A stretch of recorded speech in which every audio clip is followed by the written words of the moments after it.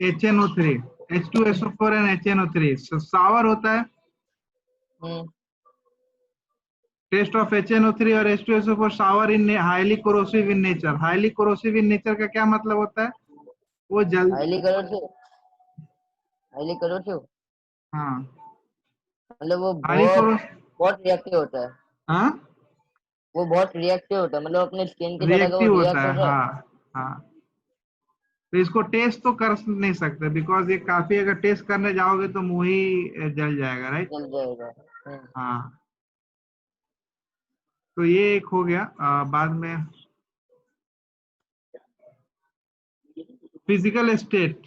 Physical state में हमने देखा था, ज्यादा उस पर डिटेल में बात नहीं की थी।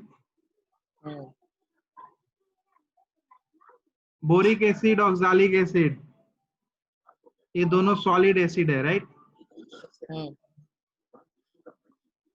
मतलब ये सब ऑक्साइड जो है ये सॉलिड है। Boric acid, oxalic acid, tartaric acid, citric acid, phosphoric acid, ये सब सॉलिड एसिड है। और ये जो एसिड है, acetic acid, formic acid, carbonic acid, हाँ, ये सब लिक्विड एसिड है, राइट। तो एक बार ध्यान रखने का है, मतलब याद ही रखने का है। ध्यान क्या रखने का है?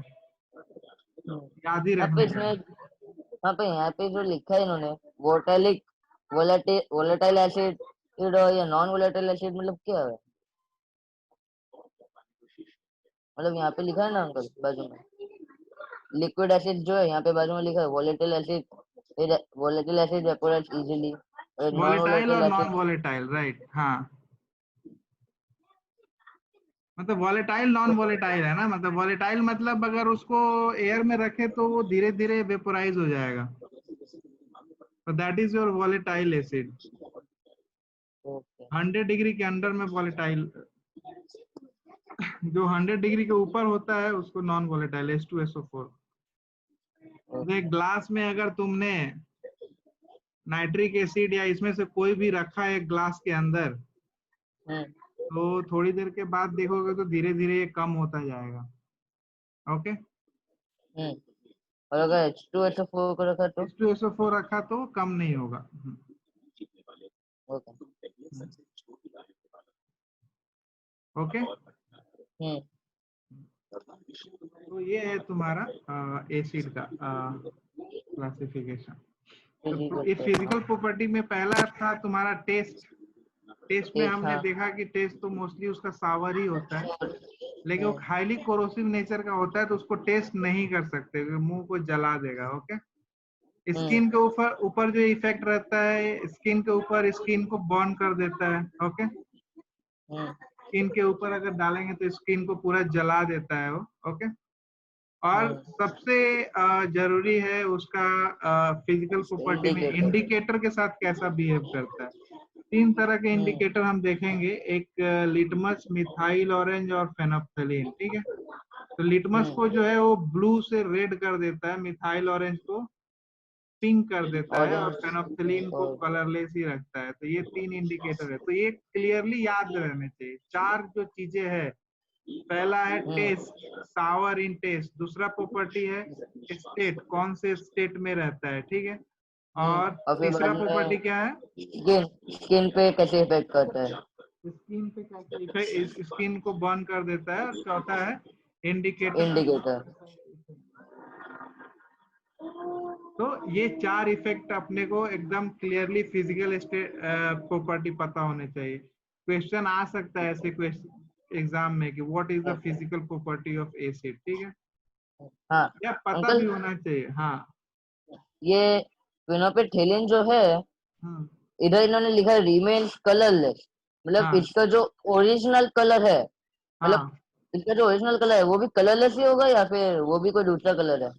हाँ, मतलब जो व्हाइट कलर का ही रहता है मोस्टली फेनोप्थलीन। ठीक है, तो अगर फेनोप्थलीन के ऊपर एसिड डालेंगे तो उसका कलर चेंज नहीं होगा। Okay, okay. कार्बोनिक एसिड है, कार्बोनिक एसिड जो है वो वीक एसिड है। ठीक है, कार्बोनिक एसिड वीक एसिड है। वो लिटमस को पूरा रेड नहीं करता है, पिंक कर देता है, मतलब थोड़ा कम रेड करता है, पिंक इज स्लाइटली कम, मतलब ऐसा रहता है। और ये ज्यादा अपने को हार्म भी नहीं करता, इसलिए हम इसको सॉफ्ट ड्रिंक में भी यूज पहला करते हैं, ठीक है। कल आपने थोड़ा बताया था ये, हाँ। हाँ। और दे आर इलेक्ट्रोलाइट, इलेक्ट्रोलाइट मतलब इलेक्ट्रिसिटी से कंडक्ट करते हैं, ठीक है। ओके। अगर पानी के अंदर थोड़ा एसिड मिला दे तो पानी जो है वो वो इलेक्ट्रिसिटी को कंडक्ट करेगा, ओके। नेक्स्ट हम्म प्रॉपर्टी है केमिकल प्रॉपर्टी। हम्म मेटल के साथ कैसे, केमिकल प्रॉपर्टी में हम देखते हैं कि वो कैसे रिएक्ट करता है, ठीक है। मेटल के साथ हम्म कैसे रिएक्ट करेगा, नॉन मेटल के साथ कैसे रिएक्ट करेगा, हेलोजन के साथ कैसे रिएक्ट करेगा, हाइड्रोजन के साथ कैसे रिएक्ट करेगा, हाँ? वाटर के हम्म, साथ कैसे रिएक्ट करेगा, हाँ? तो उसकी मेजर हाँ मेजर प्रॉपर्टी देखते हैं कि वो कैसा बिहेव करेगा, that is your chemical property, okay. Chemical hmm property जिसको हम देख के नहीं बता सकते, मतलब केमिकल रिएक्ट करके ही हम बताएंगे, okay. That is like hmm HCl और H2SO4 है, तो इसको हम मेटल के साथ रिएक्ट कराते हैं, like potassium, sodium, calcium, okay. ये तो क्लियर है, उसका सॉल्ट बना लेगा, राइट। मेटालिक सॉल्ट, लाइक हाँ सोडियम के साथ रिएक्ट कराएंगे HCl को, तो Na प्लस HCl अगर रखेंगे, Na भी काफी रिएक्टिव होता है और HCl भी काफी रिएक्टिव होगा, तो रिजल्ट मिलेगा कि NaCl बनेगा, ओके। और और हाइड्रोजन हाइड्रोजन हाइड्रोजन एलिमिनेट मिलेगा। होगा, ठीक है। हम्म तो ये याद कर लेना, एक्चुअली अभी आगे चल के देखोगे कि हाइड्रोजन कैसे बनता है, अगर इस बात पे बात हो जाए तो हाँ, हाइड्रोजन का हमको प्रिपरेशन पिछले में साल, भी ये चीज काम आ जाएगा, मतलब सोडियम को हाँ अगर एसिड के साथ, मेटल को अगर एसिड के साथ रिएक्ट कराएंगे तो हाइड्रोजन लिबरेट होता है। तो अगर तुम अभी हमको से पिछले रिएक्शन ये साल था। याद रख लो तो इधर भी काम आएगा, उधर भी काम आएगा, ओके। हम्म सी ये है एक्टिव मेटल, एक्टिव मेटल जो ज्यादा रिएक्टिव होते हैं उनको active metal, magnesium, zinc, iron, इनके साथ रिएक्ट करके सॉल्ट बनाता है और हाइड्रोजन लिबरेट करता है, ठीक है। तो ये दो चीजें हो गई, एक तो तुम्हारा ये इक्वेशन पढ़ने से तुम्हारा एसिड की प्रॉपर्टी क्लियर हो गई, दूसरा ये भी क्लियर हो गया कि हाइड्रोजन बनाने का मेथड क्या है, ठीक है। अभी आगे चल के किसी चैप्टर में अगर आता है कि हाइड्रोजन बनाने का मेथड क्या है, तो तुम्हारे पास एक मेथड तो पहले से ही दिमाग में रहेगा कि जो मेरा हम्म मेटल होते हैं उनको अगर हम एसिड के साथ HCl, H2SO4 या HNO3 के साथ रिएक्ट कराए तो हाइड्रोजन हम्म लिबरेट करेंगे, ठीक है। नाइट्रिक एसिड जो अंकल, होता है काफी स्ट्रॉन्ग, हाँ बोलो। वो एक्टिव मेटल्स मतलब एक्टिव मेटल्स हम कैसे ढूंढे कि ये कौन से एक्टिव है और कौन से इनएक्टिव है? ज्यादा रिएक्टिव होते हैं उनको एक्टिव मेटल बोलते हैं, ऐसा कुछ स्पेसिफिकेशन नहीं है, हाँ, ठीक है। जो ज्यादा ओके। रिएक्टिव होते हैं उनको एक्टिव मेटल बोलते हैं, लाइक कुछ मेटल रहते हैं जैसे एल्यूमिनियम को हम एक्टिव मेटल नहीं बोलते, क्योंकि क्या है, एल्यूमिनियम जो है वो अगर ऐसे रखोगे तो उसके ऊपर एक एल्युमिनियम ऑक्साइड का लेयर चढ़ा लेता है, ठीक है। मतलब हवा के साथ कांटेक्ट करके वो एक लेयर चढ़ा लेता है, तो ये रिएक्ट कराना बहुत कम पॉसिबल हो पाता है।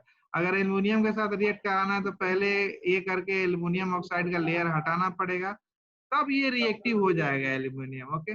एल्युमिनियम तब उसके बाद अगर एसिड अटैक करोगे तो अटैक होगा, सिंपली अगर ऐसे एल्युमिनियम को करोगे तो नहीं होगा, क्योंकि तुम देखते होगे बाहर में जो वायर वगैरह रहते हैं, इलेक्ट्रिसिटी के वायर जो रहते हैं वो भी सब एल्युमिनियम के ही रहते हैं, लेकिन रिएक्ट नहीं करते, राइट।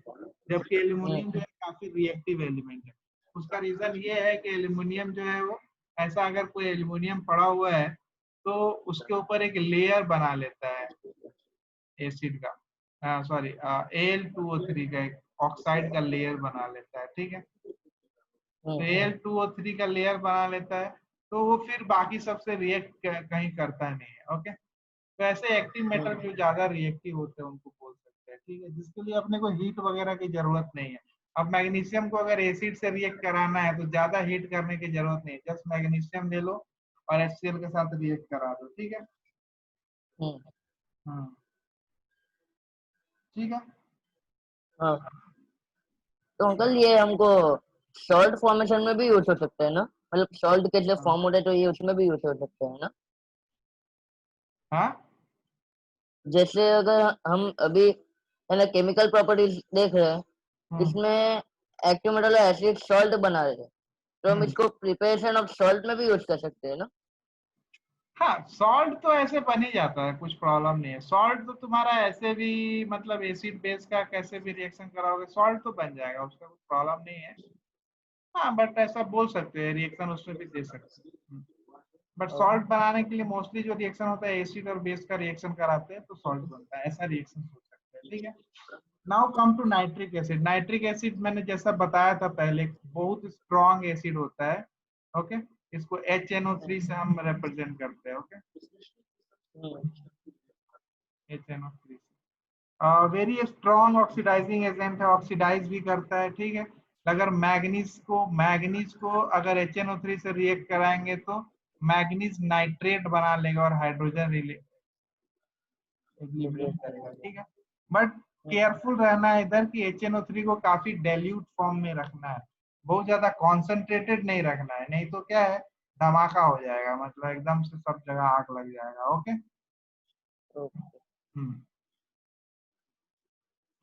नेक्स्ट है reaction with basis.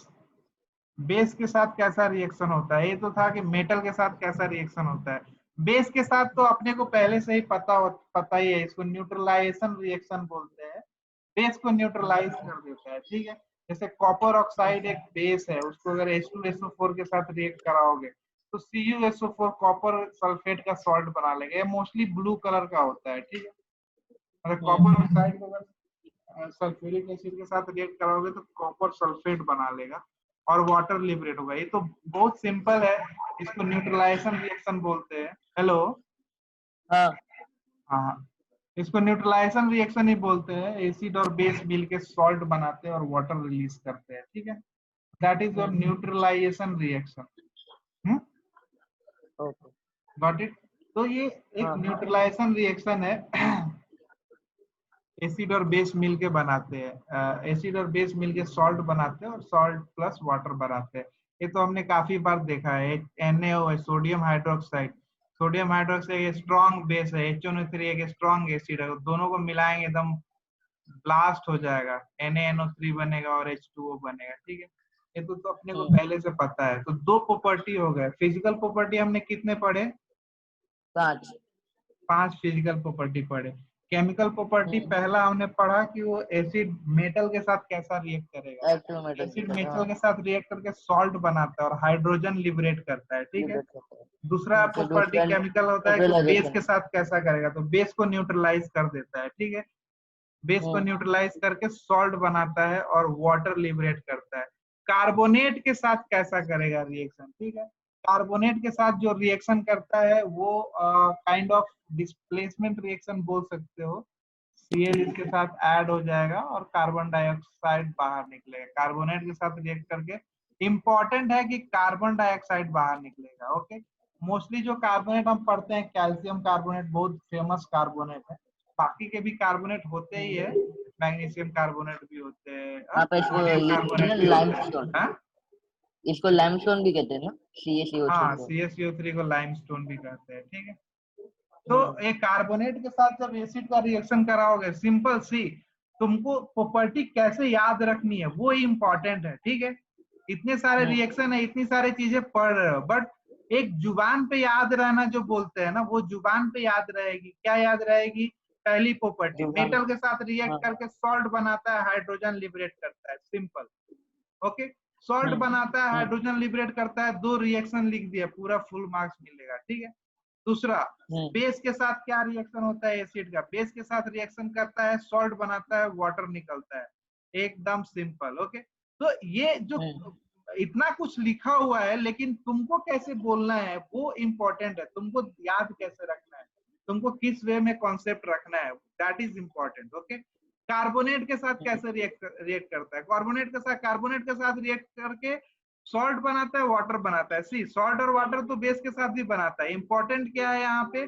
Carbon dioxide release करता है। ठीक है, तो सॉल्ट कार्बोनेट के साथ रिएक्ट करके कार्बन डाइऑक्साइड बनाता है, लिबरेट करता है। ये अपर एरो का मतलब है, अपर एरो का मतलब है कि गैस फॉर्म में कार्बन डाइऑक्साइड लिबरेट करता है और ये निकल जाता है। ठीक है, अगर कार्बोनेट ले लें तो चूना ले लें और उसमें थोड़ा सा HCl डाल दें तो कार्बन डाइऑक्साइड उसमें से निकलेगा, ठीक है। हम लोग बचपन में एक जगह जादू का खेल देखने गए थे, तो वहां पे उसने क्या किया, एक लाइम स्टोन ले लिया। हाँ जस्ट मैजिक दिखाने के लिए उसने बहुत सारा स्टोन लिया, उसमें उसने एक लाइम स्टोन भी मिक्स कर दिया। वो बताना चाहता था कि उसके पास जो स्टोन्स हैं वो ओरिजिनल हैं, ठीक है। और उसमें थोड़ा सा एसिड डाल दिया और इसको कपड़े से ढक दिया, ठीक है। इतना ह्यूज अमाउंट में कार्बन डाइऑक्साइड निकला कि वो कपड़े को पूरा पुश कर दिया, हुआ ऊपर की तरफ ब्लास्ट कर दिया, ठीक है। तो ये बचपन में हमको पता नहीं चल रहा था, हम इसको बोलते थे कि जादू हुआ, जादू हुआ। But see, this is the thing happening, okay. ऐसा होता है, कार्बन डाइऑक्साइड ह्यूज अमाउंट में निकलता है, ओके। कार्बन या कार्बोनेट या बाई कार्बोनेट के साथ, ओके। तो this is the third property, एकदम क्लियर याद रखना चाहिए। 5 प्रॉपर्टी, 5 फिजिकल प्रॉपर्टी कौन कौन से, एकदम मुजबानी जो बोलते हैं ना, एकदम उंगली पे याद रहना चाहिए। 5 physical property, chemical property, 3 chemical property हमने पढ़े हैं, ठीक है। चौथा chemical property, reaction with sulphide and bisulphide. Reaction with sulphide and bisulphide. Sulphide मतलब SO3 या NaHSO3, ठीक है। सल्फाइड का मतलब होता है SO3, ओके। यही जब SO4 हो जाता है तो सल्फेट हो जाता है। बाइसल्फाइड का मतलब होता है HSO3, ठीक है। यही जब बाइसल्फेट होता है तो HSO4 हो जाता है, ठीक है। Hydrogen carbonate of sodium and potassium are the only common one solid form. वो तो एक दिया है, जैसे hydrogen carbonate sodium potassium.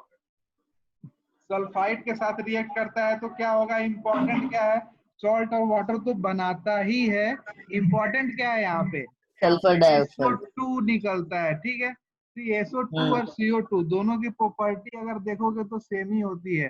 CO2 भी लाइम वाटर को मिल्की कर देता है, SO2 भी लाइम वाटर को मिल्की कर देता है, बट स्मेल जो होता है SO2 का वो थोड़ा अलग रहता है कार्बन डाइऑक्साइड के स्मेल से, ठीक है।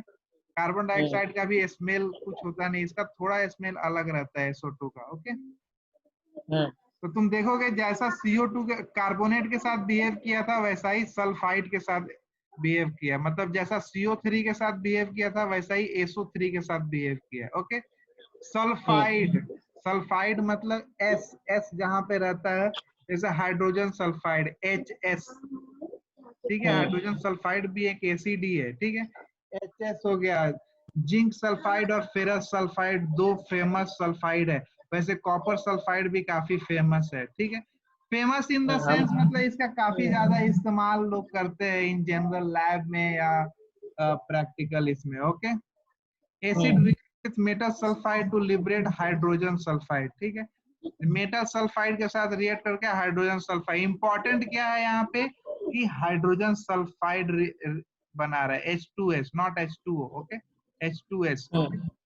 तो तुम अगर पांचवा प्रॉपर्टी बताओगे तो पांचवा प्रॉपर्टी क्या बताओगे कि एसिड जो है सल्फाइड के साथ रिएक्ट करके हाइड्रोजन सल्फाइड लिबरेट करता है। ये भी गैस फॉर्म में लिबरेट करता है और ये ऊपर की तरफ निकल जाता है। Yes ions, no ions, no ions, okay. Chloride के साथ कैसा रिएक्ट करता है, ठीक है। छठा केमिकल प्रॉपर्टी, मैंने जब भी मैं तुमको बता रहा हूँ ना, zinc sulphide, ferrous sulphide, copper sulphide, एकदम ये सबको अभी याद करते जाओ, मतलब इसको दिमाग में बिठाते जाओ, ठीक है। ये सब चीजें आगे इतनी, हाँ हम लोग को ये हाइड्रोजन सल्फाइड बहुत कॉमन है, क्योंकि हम लोग जब भी कोई लेते हैं तो हम हाइड्रोजन सल्फाइड ही लेते हैं हर बार जब भी हमने इसका सल्फाइड हाइड्रोजन लिया था। सल्फाइड का स्मेल मतलब रोटेन एग की तरह रहता है, मतलब सड़ा हुआ अंडे की तरह स्मेल आता है इसका, ठीक है। हाँ, ओके। क्लोराइड के साथ रिएक्शन, क्लोराइड के साथ, क्लोराइड मतलब सोडियम क्लोराइड, तो इसके साथ सेम वही रिएक्शन हो जाएगा। इसका बाइक सल्फेट बना लिया और एक एसिड रिएक्ट हो गया, मतलब डिस्प्लेसमेंट रिएक्शन काइंड ऑफ हो गया। क्लोरीन इधर आ गया और सल्फेट इधर चला गया, काइंड ऑफ ऐसा रिएक्शन हो जाएगा, ठीक है। लेकिन इसको गर्म करना पड़ता है, लिटरली ये रिएक्शन होगा नहीं इसको, मतलब 200 डिग्री के ऊपर, 200 डिग्री मतलब बहुत ज्यादा हो गया टेम्परेचर, राइट। 100 डिग्री पे तो वाटर बॉयल होता है, और 200 डिग्री पे अगर तुम गर्म करोगे तभी ये रिएक्शन होगा। ऐसा नहीं कि NaCl ले लिया, नमक ले लिया, उसमें थोड़ा सल्फ्यूरिक एसिड मिला दिया तो अपने को हाइड्रोक्लोरिक एसिड मिल जाएगा, ऐसा नहीं है, इसको गर्म करना पड़ेगा तब ये रिएक्शन होगा, ठीक है। तो this is your 6th chemical property. एकदम बढ़िया से इसको ये रखो, कितने पढ़े तुमने केमिकल प्रॉपर्टी। हाँ हाँ रिएक्शन अंकल, विथ नाइट्रेट, हाँ बोलो। ये जो अबाउट 200 डिग्री सेल्सियस है, हम्म अगर कोई बच्चे ने होम घर में ये करने की कोशिश की, हम्म तो अगर 200 नहीं डिग्री नहीं, जो लाना हो। जो रिएक्शन अगर हाई डिग्री टेम्परेचर पे होता है उतना फास्ट नहीं होता वो रिएक्शन, ठीक है। वो रिएक्शन मतलब उतना फास्ट नहीं होता है कि धमाका हो जाए या ऐसा हो जाए, ठीक है। होता है काफी सारे केसेस है, बट ऐसा नहीं, घर पे कर सकते हैं रिएक्शन। बट मोस्टली एसिड वगैरह के साथ घर पे थोड़ा कम ही खिलवाड़ करना चाहिए। बट लैब में करो उसको जाके, स्कूल के लैब में जाओ and try it, okay. Reaction इस विथ साल हमको चालू नाइट्रेट, होने लगा है। हाँ हाँ नाइट्रेट मतलब NO3, राइट। हाँ। NO3 माइनस हम्म नाइट्रेट के साथ रिएक्शन करेगा तो सेम HCl रिएक्ट करेगा HNO3, जैसा उधर हुआ था क्लोराइड के साथ, सेम वे में इधर रिएक्ट करेगा, ठीक है। H2SO4 के साथ HNO3, यहाँ भी देखो 200 डिग्री के ऊपर गर्म करना पड़ता है, ठीक है। ये बिलो 200 डिग्री मतलब ये वाला हम कर सकते हैं क्या फिर ऊपर अंकल? वाला भी कर ये सकते हो, ये लेड नाइट्रेट, हाँ लेड नाइट्रेट ये काफी कॉमन है।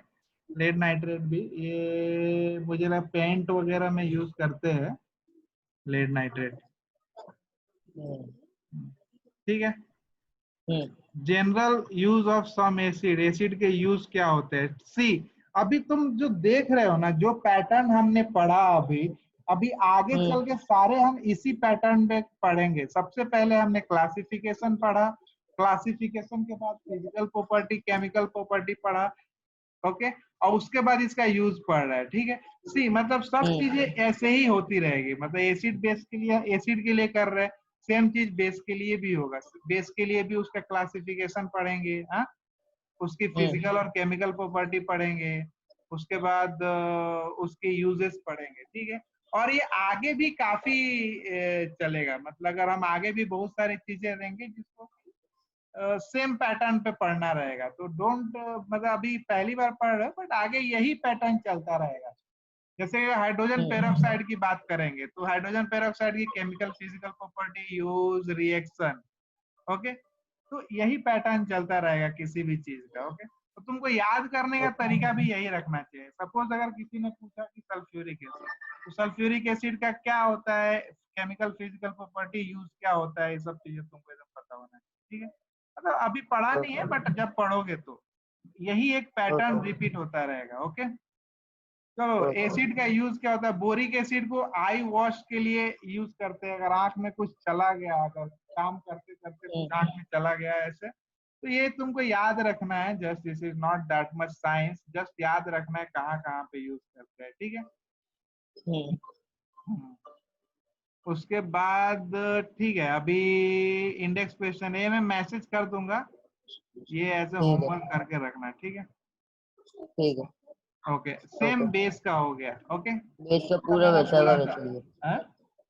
हाँ, हमको उसी हमको क्या क्लियर है, हम लोग ने पहले एसिड किया, अभी बेस की बारी आई। हम लोगों का एसिड और बेस दोनों जोड़ के दे दिया है। अच्छा मतलब अगर लेफ्ट साइड एसिड है तो राइट साइड का बेस बेस बेस दिया है। अच्छा अच्छा, तो इसलिए इसलिए पर समझ तो आ गया अभी ठीक पूरा। है, बट पैटर्न वही रहेगा, ज्यादा प्रॉब्लम नहीं है। हम्म हाँ, हम्म। हाँ अंकल। ओके, हाँ हाँ बोलो। हाँ, मैंने जो स्कूल का थोड़ा स्कूल में से थोड़ा किया, तो मेरा एक डाउट निकला इस चैप्टर का एक क्वेश्चन मैं आपको अभी व्हाट्सएप भेज रहा हूँ। हाँ भेज दो, भेज दो। हाँ। थोड़ा बेस कर लेते हैं, अभी कर रहे हैं तो पहले इसको खत्म कर लेते हैं, बाद में हम करेंगे क्वेश्चन भी, ठीक हम्म है। हम्म ओके, बेस क्या होता है, बेस इज मेटालिक ऑक्साइड या मेटालिक हाइड्रोक्साइड होता है। एक्वस अमोनिया, अमोनिया जो है एक्वस फॉर्म में जो होता है, वो एक इसका एक एग्जांपल है, जो कि ना मेटालिक ऑक्साइड है ना मेटालिक हाइड्रो ऑक्साइड है, ठीक है। अमोनिया का फॉर्मूला क्या होता है, अमोनिया का NH3 फॉर्मूला NH3। NH3 होता है, हाँ हाँ। तो अमोनिया जो है ना ऑक्साइड है ना हाइड्रो ऑक्साइड है, ठीक है, हम्म लेकिन वो फिर भी बेस है। वो कैसे? जब वो हाइड्रोनियम आयन के साथ रिएक्ट करता है वो तो NH4 हो जाता है फिर। हाँ, तो कैसे बेस कैसे है वो तब भी? अगर बेस होना तो कम से कम ऑक्साइड या हाइड्रोक्साइड तो होना होता है ना, एक ऑक्साइड होना चाहिए या फिर एक हाइड्रोक्साइड, कैसे? नहीं नहीं, वो NH3 वो डिफरेंट डेफिनेशन है, वो मैं बताऊंगा आगे चल के कैसे होता है, ठीक है। वो हम्म। मैं बता दूंगा कैसे क्यों NH3 को बेस बोलते हैं, that I will explain, okay. Hmm. But अभी के लिए ऐसा समझ लो कि वो एक बेस है। NH3 is a base. Okay. Generally जो बेस रहेंगे वो क्या रहेंगे तुम्हारे,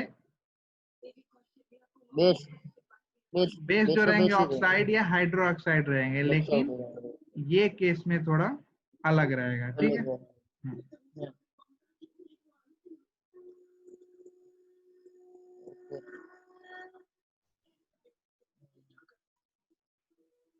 2 मिनट। हाँ।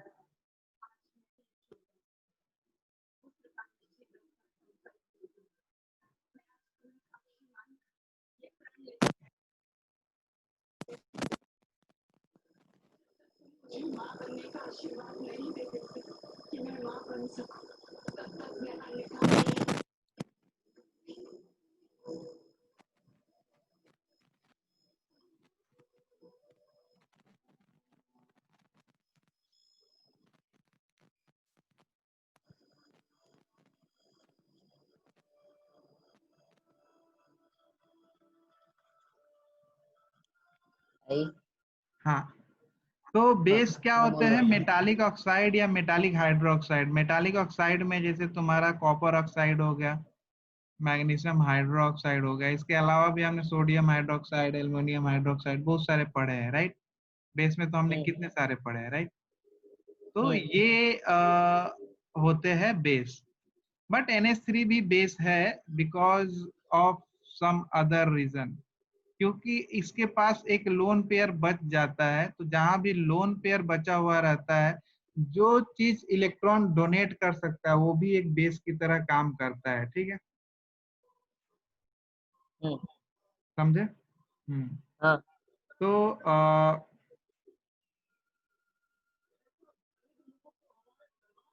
तो ये भी एक बेस है, NH3, ओके।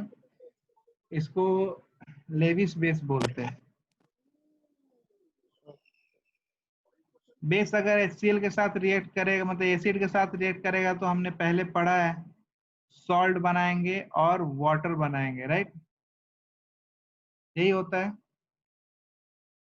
बेस एसिड के साथ रिएक्ट करेगा, सॉल्ट बनाएंगे, वाटर बनाएंगे। बेस एसिड के साथ रिएक्ट करेगा, सॉल्ट बनाएंगे, वाटर बनाएंगे, ओके। हेलो। हाँ।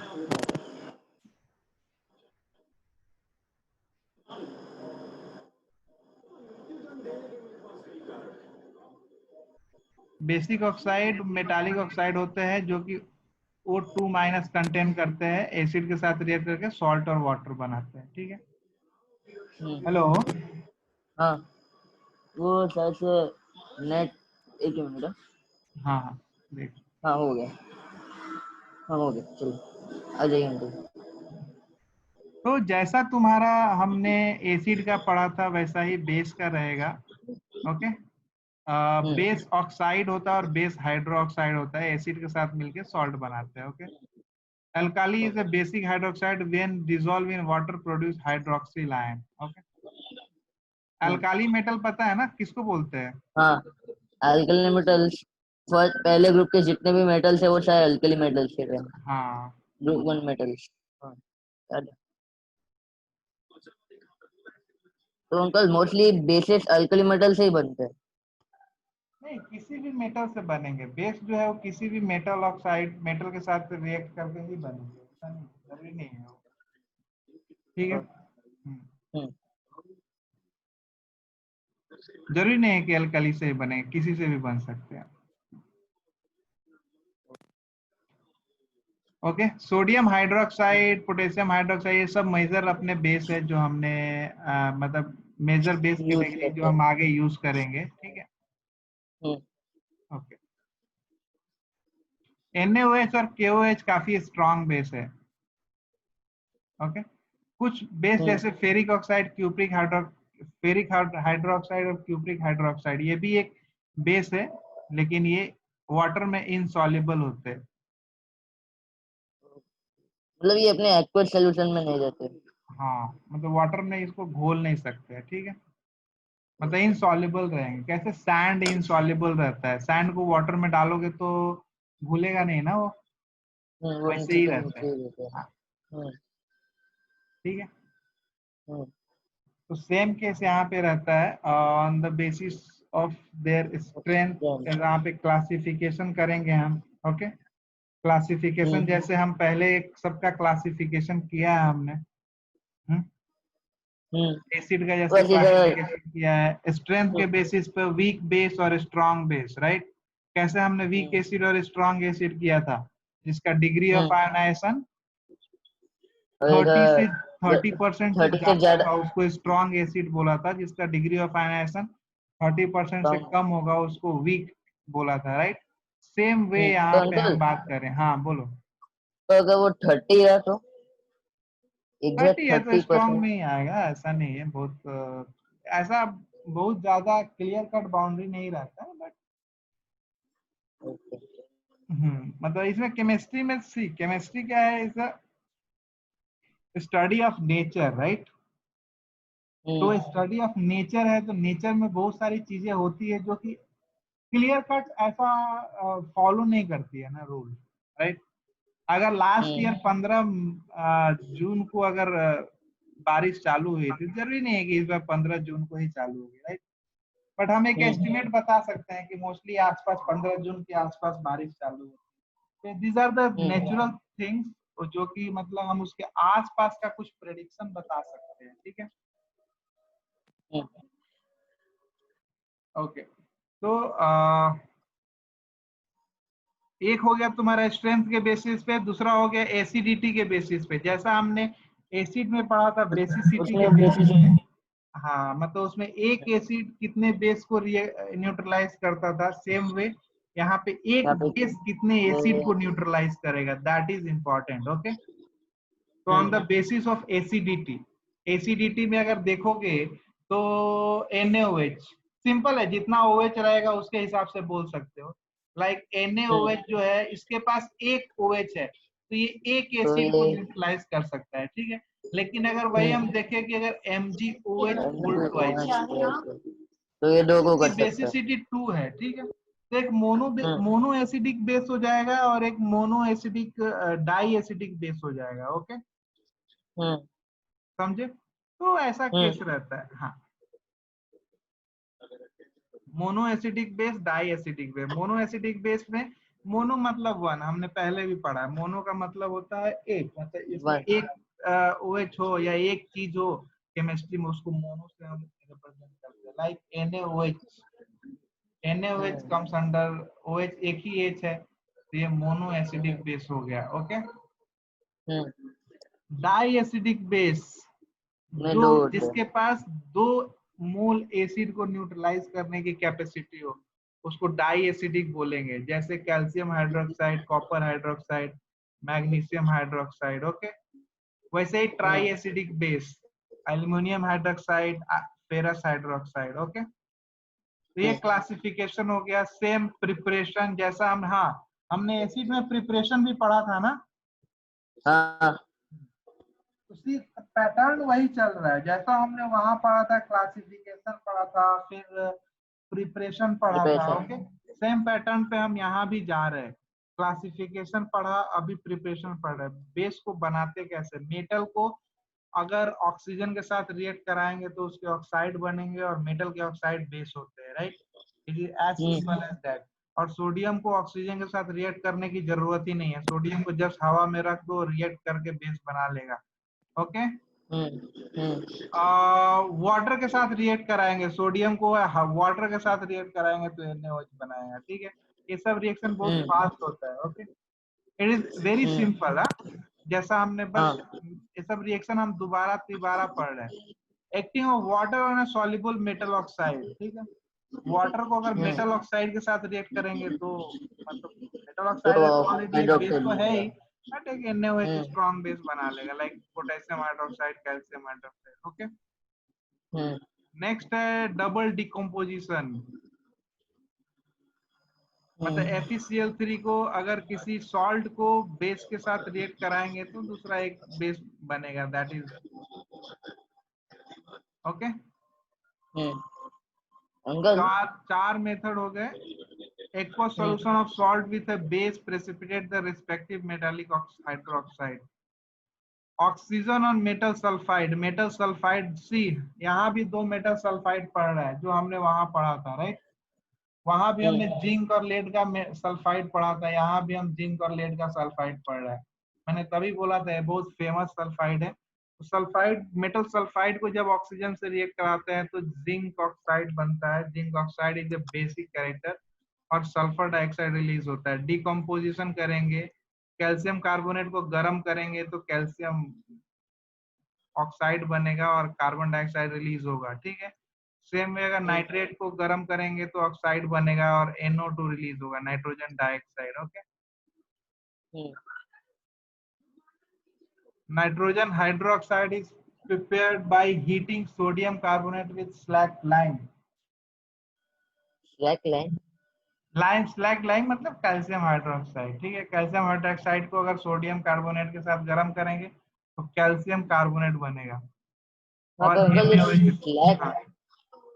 ये स्लैक लाइन मतलब क्या होगा? एक slag minute. Lime calcium hydroxide को बोलते हैं।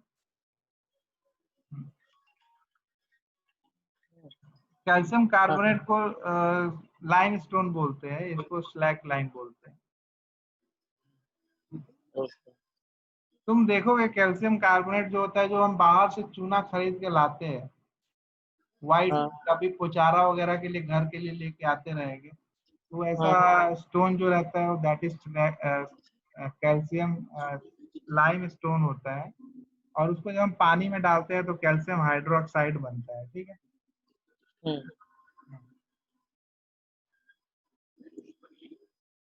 ओके ओके,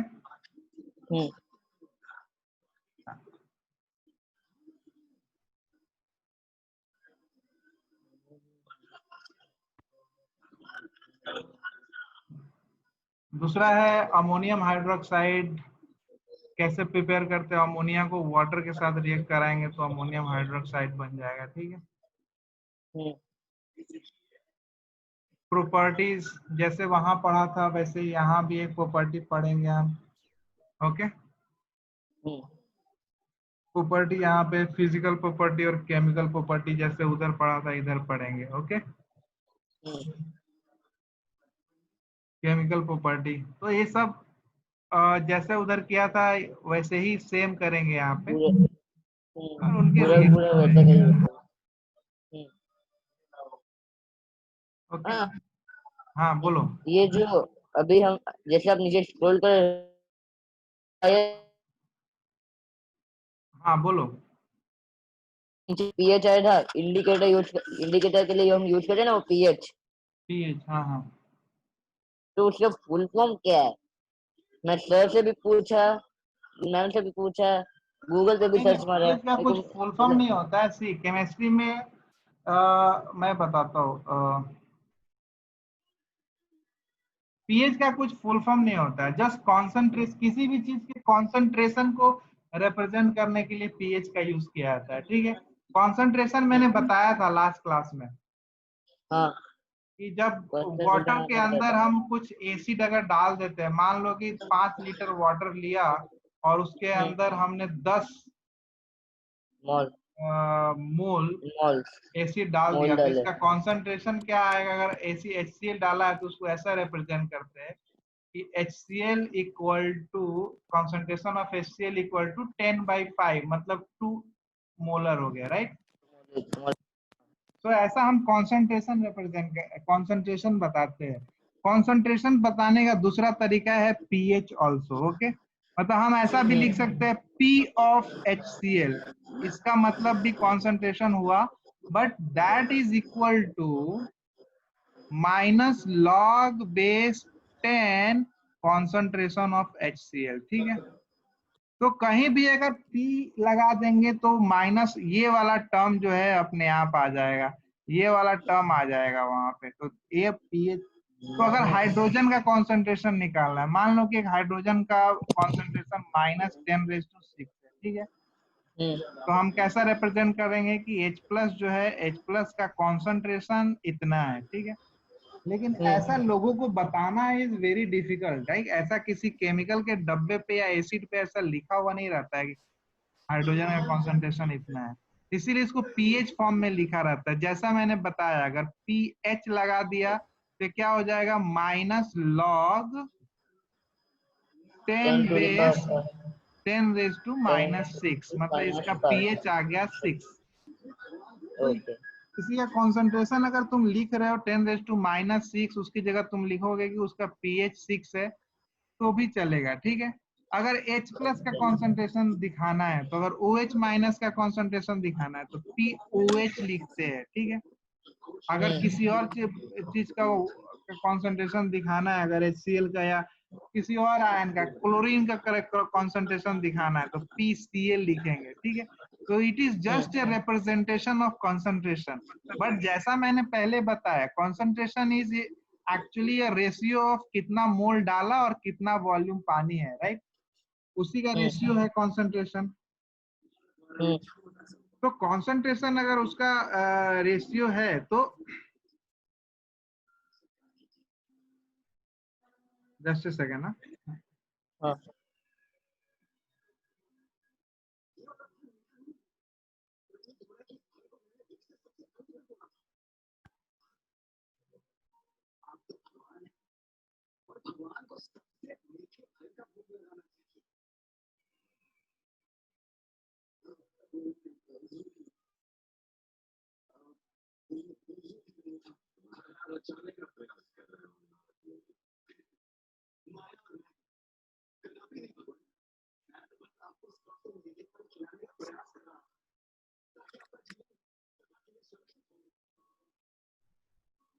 ओके, सो कॉन्सेंट्रेशन को ही रिप्रेजेंट करने का तरीका है पीएच या पीओएच। और कॉन्सेंट्रेशन कैसे निकालते हो तो तुमको पता ही है, राइट। हाँ, तो कॉन्सेंट्रेशन तुमको पता है, जस्ट उसको रिप्रेजेंट करने का तरीका है पीएच या पीओएच, ओके। और कुछ नहीं।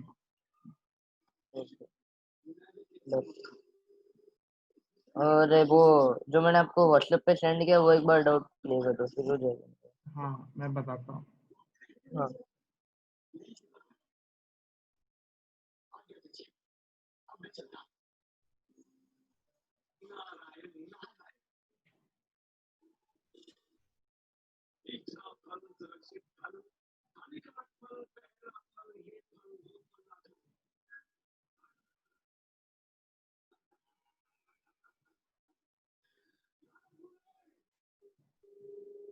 ये वाला क्या, कौन सा?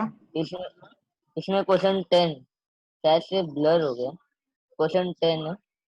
Oxygen atom in water has two lone pair of electron. Explain the meaning of term in italics with the help of italics electron dot diagram. हाँ, मेरे को इटैलिक्स समझ नहीं आया, मतलब ये एक्सप्लेन इटैलिक्स में क्या करना है, इटालिक्स मतलब एक्सप्लेन कैसे लोन होता पेयर ऑफ इलेक्ट्रॉन्स जो लिखा हुआ है ना, वो इटालिक्स में लिखा हुआ है। है, टेढ़ा टेढ़ा लिखा हुआ है, तो उसको तुमको अच्छा, समझाना है। हाँ, मतलब सिर्फ लोन पेयर ऑफ इलेक्ट्रॉन्स क्या है वो बताना है। हाँ, लोन पेयर ऑफ इलेक्ट्रॉन का मतलब क्या है वो मैंने बताया था तुमको।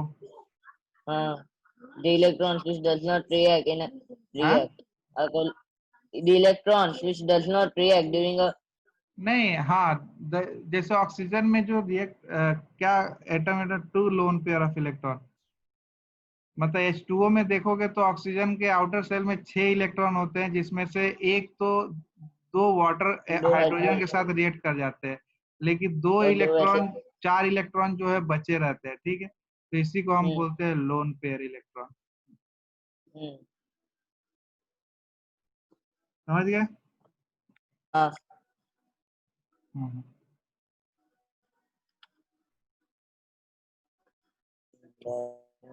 बस ये एक डाउट है, क्योंकि अभी तक मैंने है ना 14 तक किया है।